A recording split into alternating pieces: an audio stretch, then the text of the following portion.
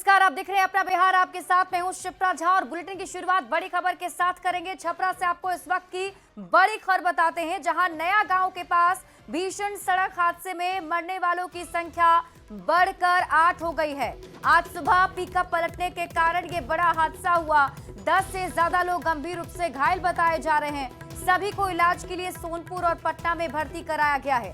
हादसे में मारे गए सभी लोग दिघवारा के सैदपुर गांव के रहने वाले थे और पिकअप पर सवार होकर मकई भुनाने हाजीपुर जा रहे थे और तभी हादसे का शिकार हो गए। पिकअप पलटने से यह भीषण हादसा हुआ है। तस्वीरें आपके टीवी स्क्रीन पर आपको दिखा रहे हैं। जानकारी के मुताबिक सभी लोग सैदपुर के थे जो पिकअप से हाजीपुर जा रहे थे और ओवरलोड होने की वजह से पिकअप पलट गया, जिसमें अब मरने वालों की संख्या 8 बताई जा रही है। सुबह हम लोग सुने हैं कि लोग मकई लेके चिवड़ी कूटने जा रहा था लोग सराय। वो घटना चक्का कहा तो मैंने पिकअप था नया गाँव मदर चक में के पास में 4 लाइन पर मैंने चक्का फट गया। वो लोग सभी घाट मैंने गिर गया। मैंने गाड़ी तीन पलटी मार दिया। पिकअप ऐसी फट गया चक्का और वहीं पे नाच ऐसे पूरा मतलब ऐसे हो गया था। गाड़ी पलट गया था, उसमें सब जता गया था, कितना जता गया, कितना फेंका गया। और इस बीच आपको बड़ी खबर बक्सर से बता रहे हैं, जहां ट्रक का टायर फट जाने की वजह से ट्रक में जबरदस्त आग लग गई। इस हादसे में ड्राइवर जिंदा जल गया और मौके पर ही उसकी मौत हो गई। हादसा बक्सर के नया भोजपुर थाना क्षेत्र के भोजपुरी कोठी के पास हुआ है। बताया जा रहा है कि ट्रक का टायर फटने की वजह से ट्रक एक टेलर से टकराया, जिसके बाद ट्रक में आग लग गई। मृतक ड्राइवर का नाम रविंद्र था, जो उत्तर प्रदेश का रहने वाला था। तस्वीरें एक्सक्लूसिव आपके टीवी स्क्रीन पर आपको दिखा रहे हैं घटनास्थल की। ये उस ट्रक की तस्वीर है जिसका टायर फट जाने की वजह से आग लग गई थी। और अररिया से आपको इस वक्त की बड़ी खबर बता दें, जहां फारबिसगंज में पुलिस टीम पर हमला हुआ है। फारबिसगंज थाना अध्यक्ष समेत 3 पुलिसकर्मी चोटिल हो गए हैं। जानकारी के मुताबिक सड़क जाम के आरोपी को गिरफ्तार करने के लिए पुलिस की टीम गई थी। हालांकि जहां मुख्य अभियुक्त मोहम्मद फिरोज और उसके परिवार ने पुलिस पर हमला कर दिया और आरोपी को गिरफ्तार कर लिया गया है। दूसरे आरोपियों की गिरफ्तारी के लिए पुलिस की टीम छापेमारी कर रही है।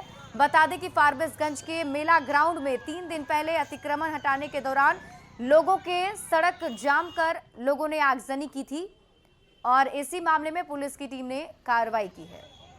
एक मोहम्मद फिरोज एवं अन्य 7-8 व्यक्ति पर मुकदमा कांड दर्ज किया गया था पूर्व के मामले में। इसी मामले में अभियुक्त को गिरफ्तार करने के लिए आज पुलिस गई थी।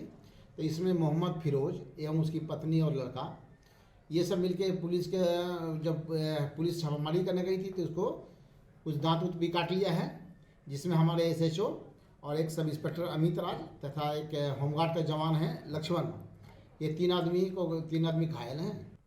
और गोपालगंज से आपको बड़ी खबर बताते हैं, जहां कुछ ही देर में एनडीए की बैठक, पीएम मोदी के दौरे को लेकर ये बैठक होने वाली है और जेडीयू के राष्ट्रीय कार्यकारी अध्यक्ष संजय झा, केंद्रीय मंत्री ललन सिंह और बीजेपी के प्रदेश अध्यक्ष दिलीप जायसवाल इसमें शामिल होंगे। पीएम के कार्यक्रम को लेकर इसमें चर्चा की जाएगी। बैठक में एनडीए घटक दल के सभी जिला अध्यक्ष, सांसद, विधायक, MLC और कार्यकर्ता शामिल होंगे।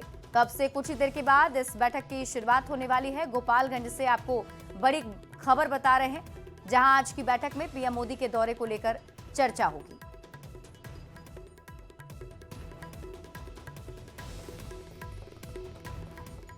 देखिए, प्रधानमंत्री नरेंद्र मोदी 20 जून को बिहार के सिवान जिले के जसौली में एक विशाल जनसभा को संबोधित करेंगे और इस जनसभा को ऐतिहासिक बनाने के लिए एनडीए ने तैयारियां तेज कर दी हैं।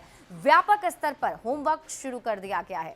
जनसभा में अधिवक्ताओं की बड़ी भागीदारी के लिए बार काउंसिल ऑफ इंडिया के चेयरमैन और बीजेपी के राज्यसभा सांसद मनन कुमार मिश्र ने गोपालगंज, सिवान और छपरा जिले के वकीलों के साथ बैठक की और उन्हें कार्यक्रम में शामिल होने का आमंत्रण दिया है। आज गोपालगंज में प्रदेश से नेता लोग आ रहे हैं, 3 केंद्रीय मंत्री भी यहाँ आ रहे हैं। हर एक मंडल में जितने भी पदाधिकारी, जितने कार्यकर्ता हैं गोपालगंज, सिवान, सारण और यहाँ तक कि चंपारण के लोग भी बहुत उत्साहित हैं, बहुत उत्सुक हैं माननीय नरेंद्र मोदी जी का भाषण सुनने के लिए, उस सभा में अपने को हिस्सेदार बनाने के लिए।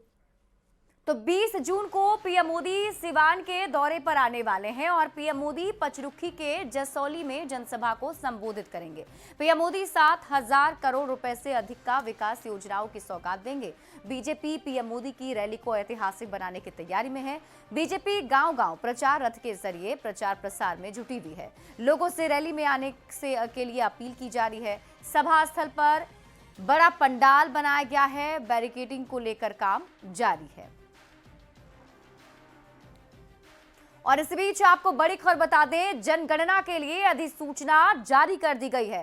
केंद्र सरकार ने जनगणना के लिए अधिसूचना जारी की है और सरकार ने 2027 में जनगणना करवाने का ऐलान किया है। 2021 में कोविड की वजह से नहीं हुई थी जनगणना। तो बड़ी खबर आपको बता रहे हैं। जानकारी के मुताबिक देश में जनगणना और जातिगत जनगणना के मुद्दे पर केंद्रीय गृह मंत्री अमित शाह ने रविवार को अधिकारियों के साथ समीक्षा बैठक की। जनगणना 2 चरणों में की जाएगी। फील्ड में डोर टू डोर जनगणना करने के लिए 34 लाख सर्वे करने वाले और सुपरवाइजर लगाए जाएंगे, जो फील्ड से डेटा इकट्ठा करने का काम करेंगे। इसके अलावा 1,30,000 जनगणना पदाधिकारी तैनात किए जाएंगे। ये सभी कर्मचारी जनगणना के लिए फील्ड सर्वे से लेकर इसका पूरा डेटा बनाने का काम करेंगे। जनगणना के साथ इस बार जाति जनगणना भी की जाएगी। जनगणना डिजिटल माध्यम से भी की जाएगी। इसके लिए मोबाइल एप्लीकेशन का इस्तेमाल होगा।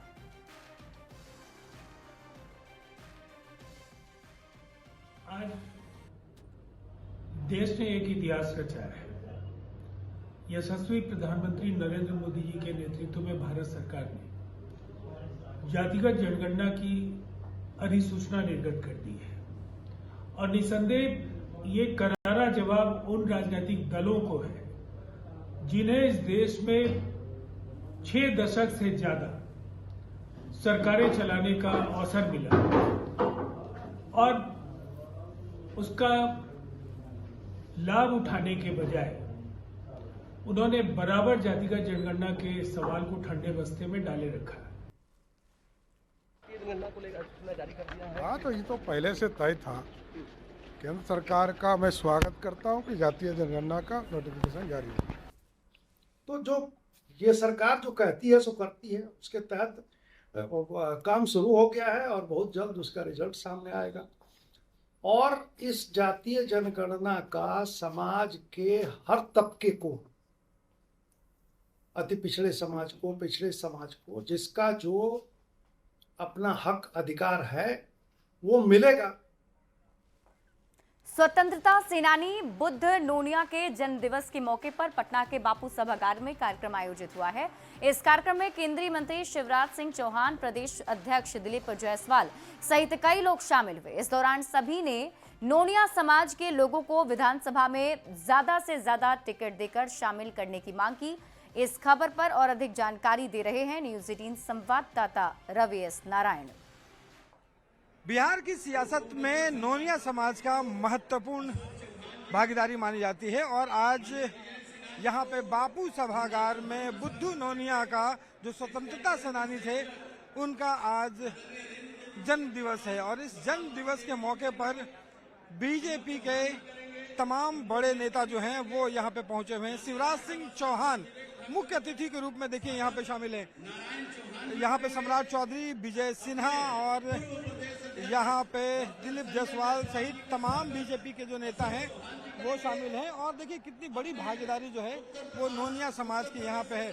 बिहार की जो जातीय गणना हुई है उसमें लगभग 2% की इसकी हिस्सेदारी है, लेकिन बीजेपी इस 2% समाज को अपने साथ जोड़ने की कोशिश कर रही है। एक सूत्री माननीय नीतीश कुमार और नरेंद्र मोदी को वोट एक तरफा देते हैं, फिर भी अभी आयोग का जो गठन हुआ है उसमें नोनिया का कहीं भी नाम नहीं आया है। यह बहुत दुखद विषय है। मैं मांग करता हूं माननीय प्रधानमंत्री और सम्राट चौधरी और नीतीश कुमार से जे आने वाला समय में जो विधानसभा का चुनाव है नोनिया की भागीदारी हो, आने वाला समय में आपका पूरा 2% वोट आपको लगता है कि राजनीतिक भागीदारी में आपको उतनी भूमिका मिली है? क्या चाहते हैं? मिली नहीं, लेकिन मिलनी चाहिए। बिल्कुल हम सभी को भागीदारी मिलनी चाहिए। आप कहाँ से आए हैं? मैं संजीव कुमार चौहान पूर्णिया से आया हूँ। आप क्या करते हैं? हम अभी अधिवक्ता के रूप में काम करते हैं पूर्णिया से कोर्ट में। हम लोग स्वर्गीय बुद्धू नोनिया के जन्म शताब्दी में बापू सभागार पटना में आए हैं और हम लोगों का नोनिया पूर्व से ही नमक बनाते थे, वो कार्य करते थे। अभी वह जो है कुदाल और मिट्टी का काम करते हैं। अब कुछ लोग आगे भी बढ़ रहा है पढ़ लिख करके। आप क्या चाहते हैं? मैं कह रहा हूँ जो हम लोग का नोनिया बिन बेलदार का जो हम लोग को लड़ाई लड़ रहे हैं, जो आरक्षण का हम लोग का जो आरक्षण है, जो मैं बिहार सरकार और भारत सरकार से निवेदन करता हूँ जो हम लोग का आरक्षण दे और हमारे और इसके बाद हमारा जो भागीदारी है बिहार में जो मेरी जनसंख्या है उसके हिसाब से हमारे उसके हिसाब से हमको भागीदारी चाहिए। तमाम जो लोग यहाँ पे पहुँचे हैं वो इस बात की मांग कर रहे हैं कि जो राजनीतिक भागीदारी है वो उनकी बढ़ाई जाए और उन्हें जो नोनिया बिंद बेलदार जो है वो सब कह रहे हैं कि एक ही है और अलग अलग कोड में नहीं रखकर एक कोड में शामिल किया जाए और उन्हें शेड्यूल कास्ट में शामिल किया जाए। तो मुख्य रूप से राजनीतिक भागीदारी जो है वो बढ़ाने की बात है और विधानसभा चुनाव में इस समाज से ज्यादा टिकट मिल सके इसकी भी मांग की जा रही है। कैमरा पर्सन अजय दुबे के साथ रवि एस नारायण, न्यूज़ 18 पटना। और इसी बीच आपको बड़ी खबर बता दें, शिवराज सिंह चौहान ने लालू प्रसाद पर हमला बोला है। लालू प्रसाद ने बाबा साहेब आम्बेडकर का अपमान किया, ये आरोप शिवराज सिंह चौहान ने लालू प्रसाद पर लगाए हैं और ये भी उनकी तरफ से कहा जा रहा है कि लालू प्रसाद को देश कभी माफ नहीं करेगा। दरअसल एक वीडियो लालू प्रसाद का वायरल हुआ था, जो तस्वीर आपके टीवी स्क्रीन पर आपको दिखा रहे हैं। इसी पर बड़ा हमला शिवराज सिंह चौहान ने लालू प्रसाद पर किया है। तो बड़ी खबर आपको बता रहे हैं, कृषि मंत्री शिवराज सिंह चौहान की तरफ से लालू प्रसाद पर बड़ा हमला। उन्होंने आरोप लगाया कि लालू प्रसाद ने बाबा साहेब भीमराव अंबेडकर का अपमान किया है। क्या कुछ कहा है आपको दिखाते हैं। लालू यादव जी, आपको क्या हो गया है? पिछड़ों की बात केवल पाखंड और दिखावा है। जो अपमान उनकी तस्वीर का किया गया है, ये असली इरादे लालू यादव जी और आरजेडी के जाहिर करता है। हाथी के दांत खाने के और दिखाने के और। लालू जी और आरजेडी को ना तो बिहार कभी माफ करेगा, ना देश कभी माफ करेगा। वहीं अमित मालवीय ने भी लालू प्रसाद पर हमला बोला है, आम्बेडकर के अपमान पर माफी की मांग की है। सोशल मीडिया एक्स पर पोस्ट कर उन्होंने ये हमला बोला। उनकी तरफ से कहा गया कि 5 दिन हो गए अहंकार में डूबी आरजेडी ने अब तक भारत रत्न बाबा साहेब आम्बेडकर जी के अपमान पर माफी नहीं मांगी। ना शर्म, ना पछतावा, सिर्फ घमंड। ये वही आरजेडी है जिसके राज में दलितों पर अत्याचार और नरसंहार आम बात थी। अब वही पार्टी बाबा साहेब के विचारों और सम्मान को भी रौंद रही है। अमित मालवीय ने लिखा है कि इस अपमान को कभी माफ नहीं किया जा सकता है। तो बड़ी खबर आपको बता रहे हैं, देखिए लालू प्रसाद का एक तस्वीर जो है वो सोशल मीडिया पर वायरल हुई थी और इसी तस्वीर को लेकर लगातार बीजेपी हमलावर है। और ये आपको टीवी स्क्रीन पर हम सोशल साइट एक्स का पोस्ट दिखा रहे हैं, जिसमें अमित मालवीय की तरफ से लालू प्रसाद पर ये बड़ा हमला बोला गया। उनकी तरफ से कहा गया है कि 5 दिन हो गए हैं, लेकिन 5 दिन के बाद भी ना तो इस पर लालू प्रसाद की तरफ से माफी मांगी गई है। इसके साथ ही उन्होंने कहा कि ये वही लोग हैं जिनकी सरकार में बिहार में नरसंहार का दौर था, दलितों पर अत्याचार आम बात थी। अब वही पार्टी बाबा साहेब के विचार और सम्मान को भी रौंद रही है। केंद्रीय मंत्री गिरिराज सिंह ने भी लालू प्रसाद पर बाबा साहेब भीमराव अंबेडकर के अपमान का आरोप लगाया है और उन्होंने कहा है कि देश को लालू प्रसाद को देश से माफी मांगनी चाहिए। यादव जी, आपने जो बाबा साहेब अंबेडकर का अपमान किया है, पैर के नीचे जो कुचलने का काम किया है, इसके लिए आपको देश के दलितों से माफी मांगना पड़ेगा। माफी ही नहीं, प्रायश्चित करना पड़ेगा। प्रायश्चित ही नहीं, गंगा के किनारे जाकर के बालू गोबर खा के गंगा जल, इससे प्रायश्चित करें। लालू प्रसाद के जन्मदिन पर एक वीडियो वायरल हुआ था जिसमें लालू प्रसाद के द्वारा बाबा साहेब भीमराव अंबेडकर के अपमान का आरोप लगा था, जिसे लेकर बिहार राज्य अनुसूचित जाति आयोग ने लालू प्रसाद को नोटिस भी जारी कर दिया है। 15 दिन के भीतर जवाब मांगा गया है। आयोग के अध्यक्ष ने कहा कि अगर लालू प्रसाद जवाब नहीं देते हैं तो आयोग फिर आगे कार्रवाई करेगा। डॉक्टर भीमराव अंबेडकर जो देश ही नहीं विदेश में माननीय पूजे जाते हैं और उनके फोटो को पैर के समक्ष रख के वो क्या वाहवाही लेना चाह रहे हैं? वो साबित करना चाह रहे हैं कि वो अंबेडकर बाबा से ही बड़े हैं क्या? और ये दलितों में बहुत बड़ा विरोध है। इसलिए मैं इसको संज्ञान में लेते हुए आयोग की तरफ से मैं उन्हें नोटिस जारी किया हूँ कि आप 15 दिन के अंदर जवाब दीजिए, नहीं तो आप पर अनुसूचित जाति अनुसूचित जनजाति अत्याचार निवारण अधिनियम के तहत आप पर FIR दर्ज हो।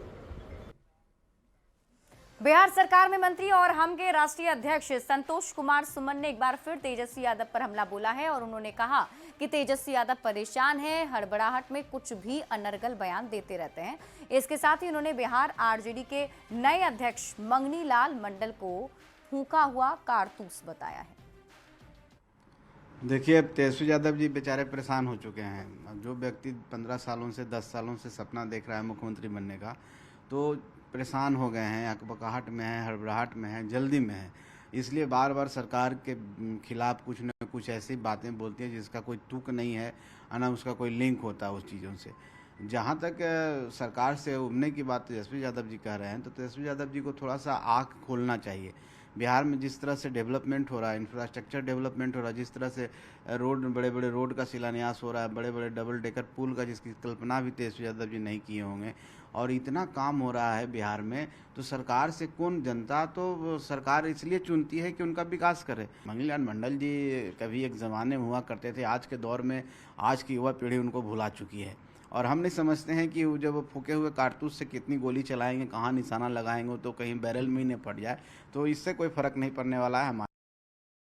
और वहीं तेजस्वी यादव का नीतीश सरकार पर हमला जारी है। तेजस्वी यादव ने एक बार फिर से प्रेस कॉन्फ्रेंस कर सीएम नीतीश कुमार और उनके प्रधान सचिव पर निशाना साधा है। तेजस्वी यादव ने कहा कि पूरा सिस्टम भ्रष्टाचार में लिप्त है।